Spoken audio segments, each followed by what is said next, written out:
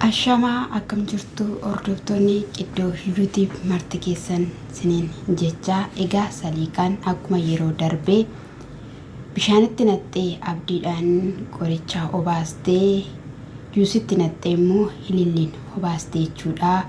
Guyyaa kaleessaa waan ishiin hojjattee nyaata saalatti qopheeffattee akkasumallee juusii jookiitti dabaxabbattee booddee ofishiitti burcuqootti buufattee jiisa jookii keessaa akkuma jirutti burcuqoo lama faana dhiyeessite saatii abdiin hojiidhaa dhufutti qophooftee nyaata dhiyeessite saaloonii teessee isa eeddee jechuudha. Maaliif jennaan kun diraamaa guddaadha jechuudha. Garuu immoo yeroo sanatti ililiin hirrafti turte jechuudha. Achi gaafa inni balbala rukuttee wala seenuu irraftii ishiin achi harka isaa dhiqatee nyaatumatti osuma ishiin taa'ee nyaadhu hin jedhiniin taa'ee nyaatee jechuudha. Yeroo kanatti ililiinis kaateetu dhiqadhuuti koottuuti nyaadhu jedheen jechuudha. Saliiqaan garuu akka ishiin hin nyaattus hin barbaanne waan masaan godhanii ilaaluu waan barbaaddeef jechuudha. Sana irratti gaafa ishiinis nyaachuudhaaf jettee gurshuudhaaf jettu yoo nyaattaa nyaadha malee walii hin gurshina jetteen jechuudha. Maaliif jennaan inaaffaa qabdi waan ta'eef hojii ishidhas waan ta'eef jechuudha. Garuu haa ta'u malee ijoolleen kun lamaan osoo namni nyaadhu hin jedhiniin akkamittiidhaan nyaachuu danda'an siniin jechuun jaaladha. Ammas obboleessi keenya abdiin jechuudha gaa'elagaa ililli faana dhaabbachuudhaaf akka jiranii wantoota tokko irratti argaa ni jirra jechuudha. Garuu ishiin gaa'elas dhaabsistee jireenyas hin jiraachistu jechuudha. Mana sana keessattis akkamittiin akka waliin jiraatan egaa wanti beekamu hin jiru.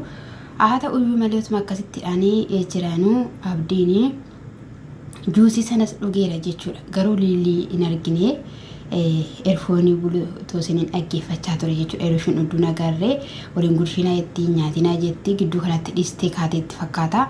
Achi abdiin garuu nyaatni kan rabbiitii fidina nyaadha jedheeni itti wanni ta'aa ture jechuudha. Takka jalaa buttii takka maal taati jechuudha. Kuni dhugaan siniin jedhi baay'ee nama gaddisiisa jechuudha.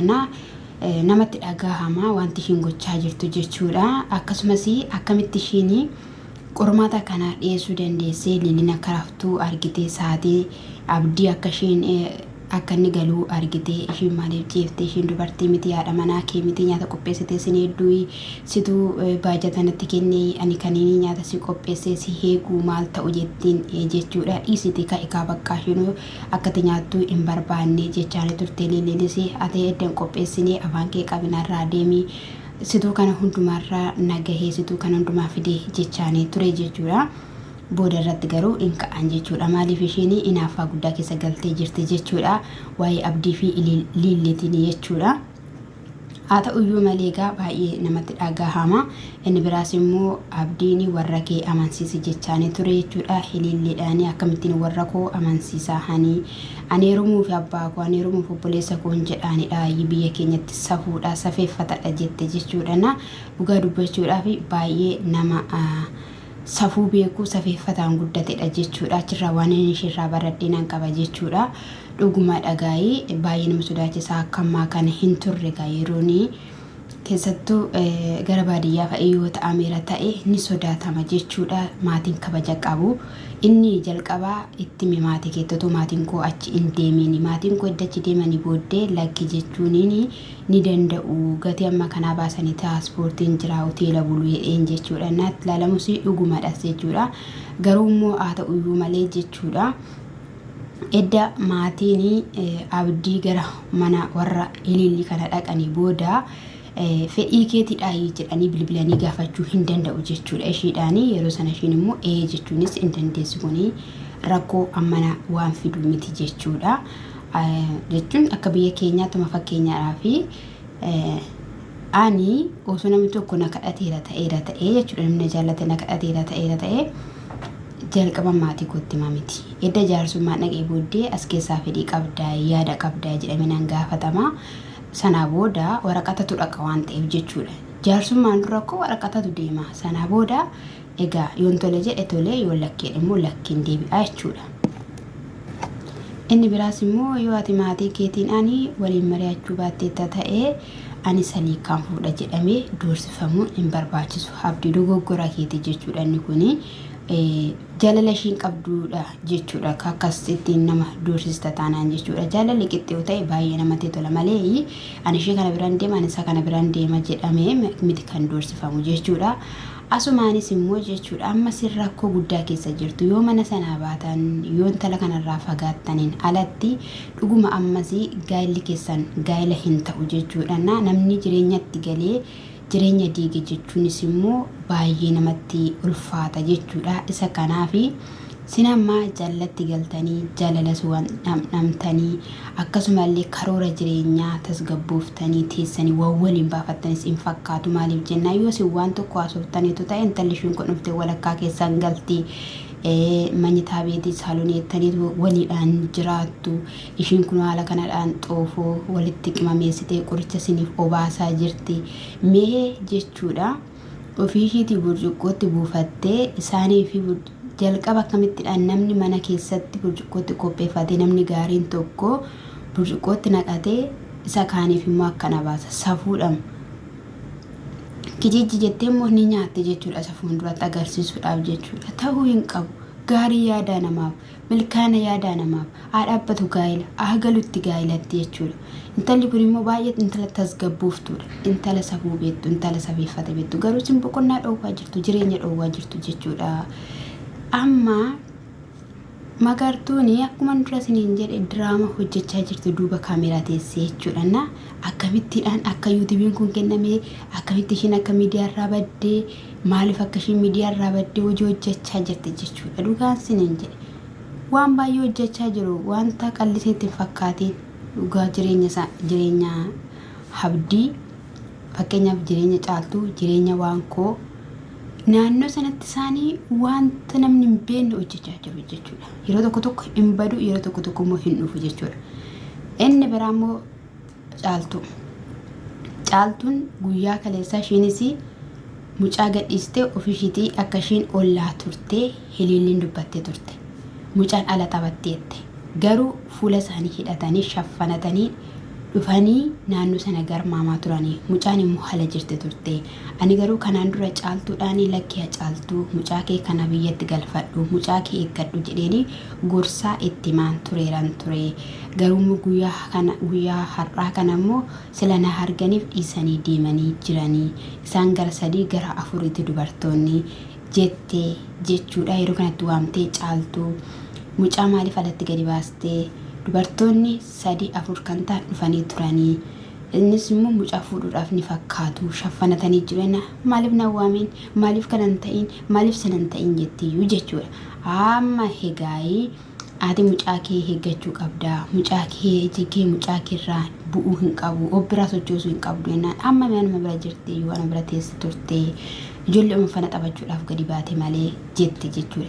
Dheengadda miti kan harka kee keessa mucaan kun galte qophaa akkamitti dhiista ijoollee faana taphatta akkamitti jetta akkamitti biraa hafta mucaa gadi dhiista akkamittidhaan saliikaan kun iyyuu itti bitamtee akkosuma biraa fuutee manni keessan tokkodha saalooniin keessan tokkodha fuutee shumtiyyuu mee deemuu dandeessi.